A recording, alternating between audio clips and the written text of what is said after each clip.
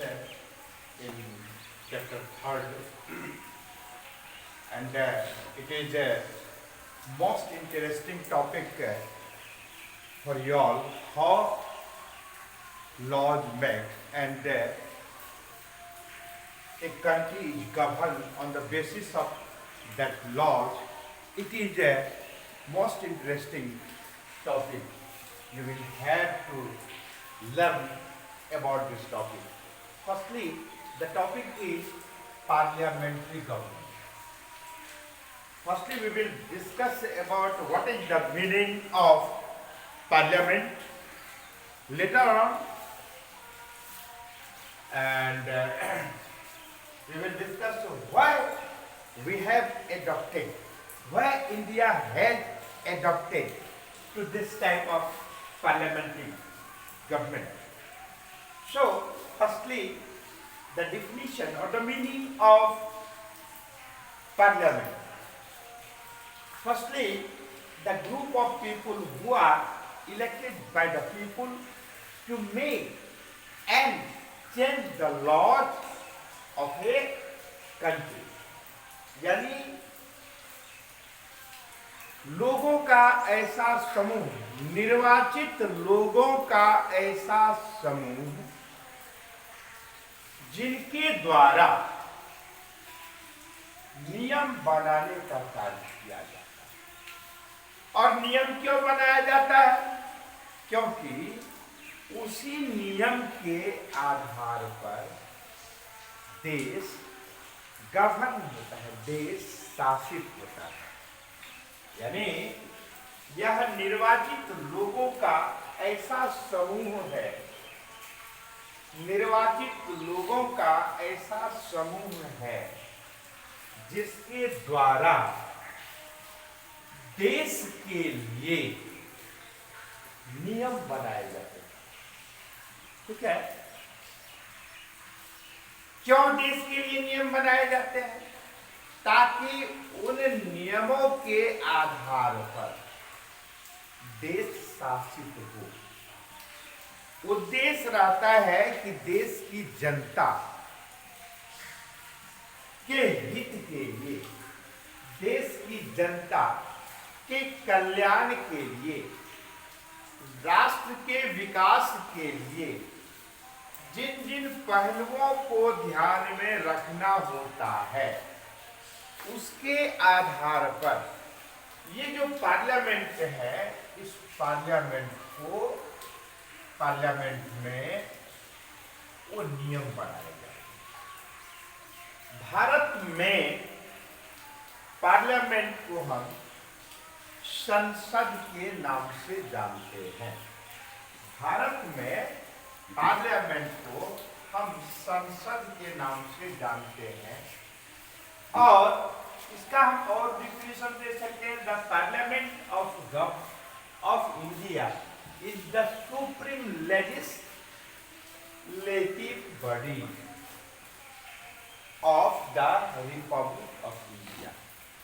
यानी भारत जैसे गणतंत्र देश में पार्लियामेंट जो है वह सुप्रीम लेजिस्लेटिव बॉडी है, विधान बनाने की सर्वोच्च संस्था है।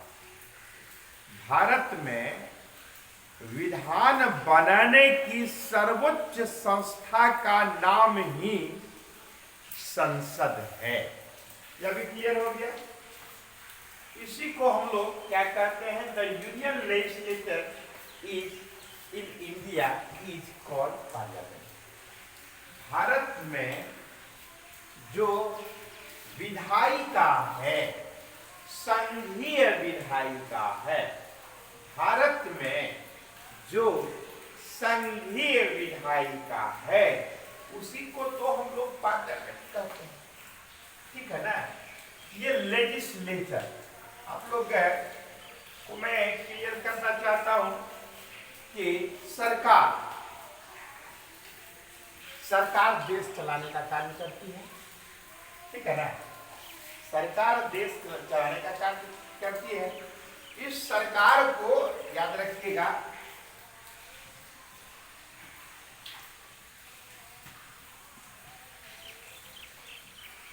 ये जो गवर्नमेंट है, ये गवर्नमेंट को हम लोग 3 अंगों के रूप में जानते हैं। ठीक है, एक को कहते हैं लेजिस्लेटिव असेंबली, ठीक। दूसरे को क्या कहते हैं? एग्जीक्यूटिव। और तीसरे को कहते हैं जुडिशरी।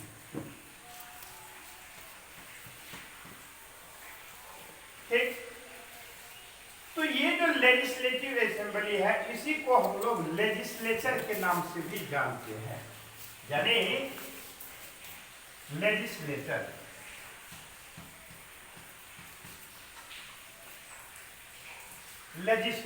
ये जो लेजिस्लेचर है, इसी लेजिस्लेचर को भारत में क्या कहते हैं? पार्लियामेंट के नाम से जानते हैं।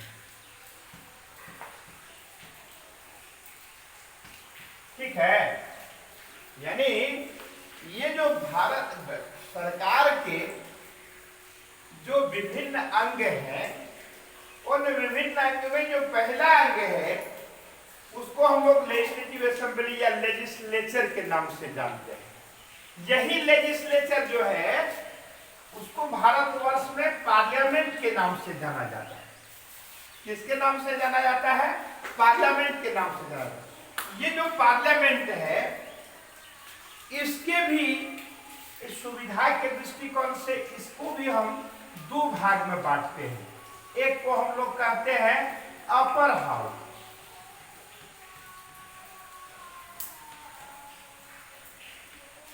और एक को कहते हैं लोअर हाउस। ठीक है, तो ये पार्लियामेंट के 2 भाग होते हैं, एक को कहते हैं अपर हाउस, एक को कहते हैं लोअर हाउस। इसी अपर हाउस को हम लोग क्या कहते हैं? एक और नाम से भी जानते हैं, इसको हम लोग राज्यसभा भी कहते हैं। इस अपर हाउस को हम लोग राज्यसभा के नाम से जानते हैं, यानी काउंसिल ऑफ द स्टेट, और दूसरा नाम हो गया काउंसिल ऑफ द स्टेट। और लोअर हाउस को हम लोकसभा के नाम से भी जानते हैं, और इसी को हम लोग निचला सदन भी कहते हैं। अब देखिए कि इसमें क्योंकि बोर्ड थोड़ा छोटा पड़ जाता है, तो मैं इसको मिटा भी सकता हूं ताकि आप और कुछ डिटेल्स में सुविधा अनुसार जान और आसानी से जान सकेंगे। तो इसको हम लोग और क्लियर करने के लिए पहले आप जान लें कि ये जो अपर हाउस माने लोअर हाउस, तो लोअर हाउस में का जो स्ट्रेंथ है, याद रखिएगा, बच्चे इसमें अक्सर गलती करते हैं। चूंकि पुस्तक में लिखी हुई बात रहती है 552, 550, 545, 543, तो बच्चे हौच पौच हो जाते हैं।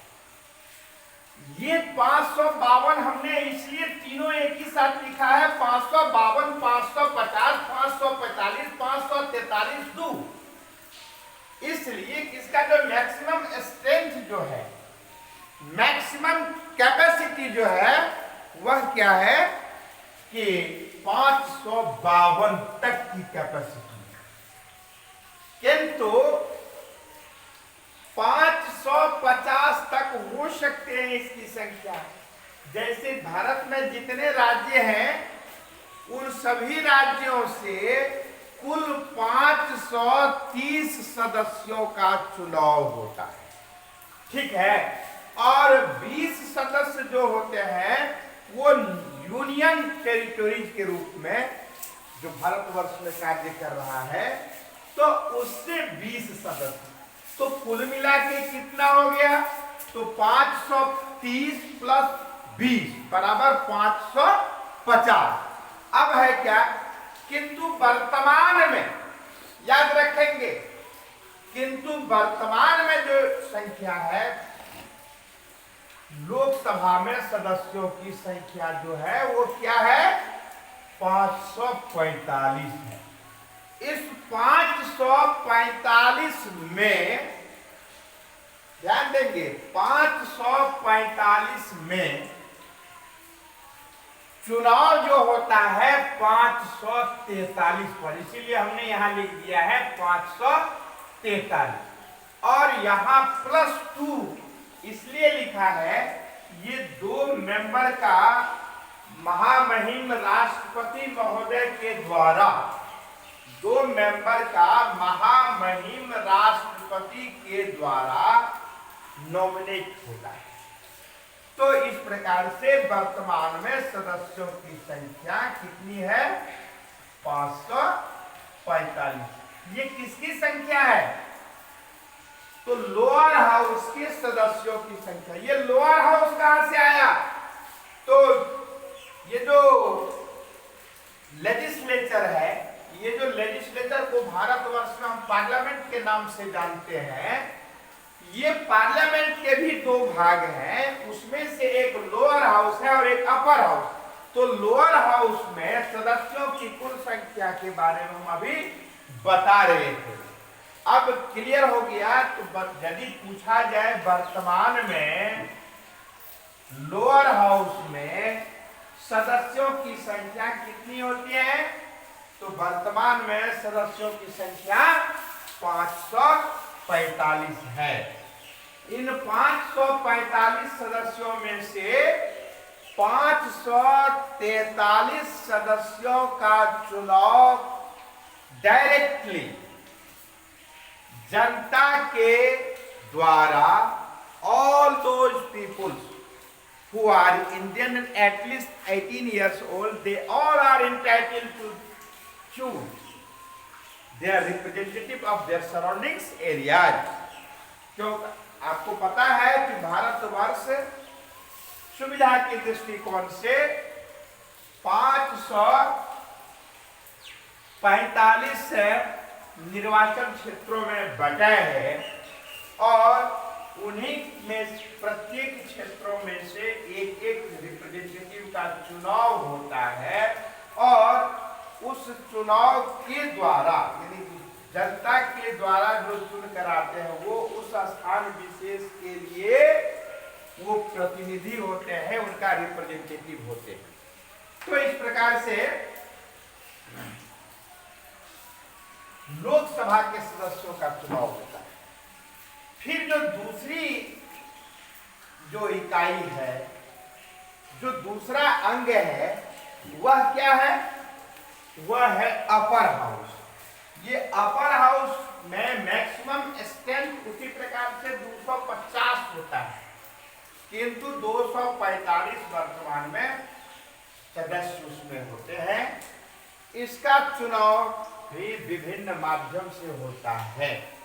राज्यसभा के सदस्यों का चुनाव विभिन्न माध्यमों से होता है, उसके लिए अलग से हम बताएंगे, किंतु आज आप इतना ही जानिए कि यूनियन लेजिस्लेचर को हम लोग भारत में पार्लियामेंट के नाम से जानते हैं और साथ ही साथ पार्लियामेंट को हम हिंदी में संसद कहते हैं। संसद क्या है? तो संसद निर्वाचित प्रतिनिधियों की सभा है।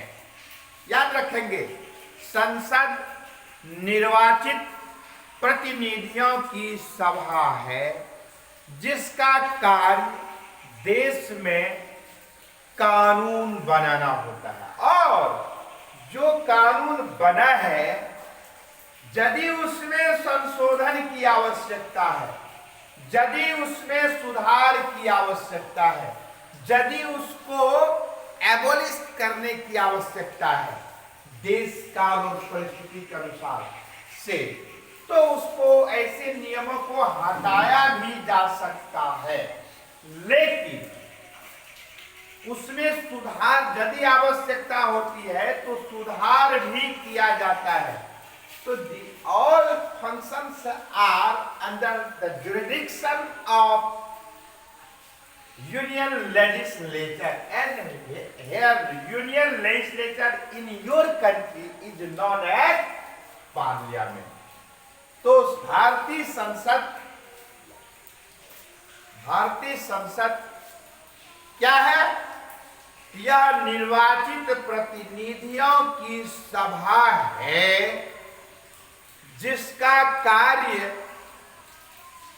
देश की जनता के हित के लिए, देश के विकास के लिए नियम बनाना और उन नियमों के आधार पर देश को सुचारू रूप से चलाना, ये पार्लियामेंट का काम होता है।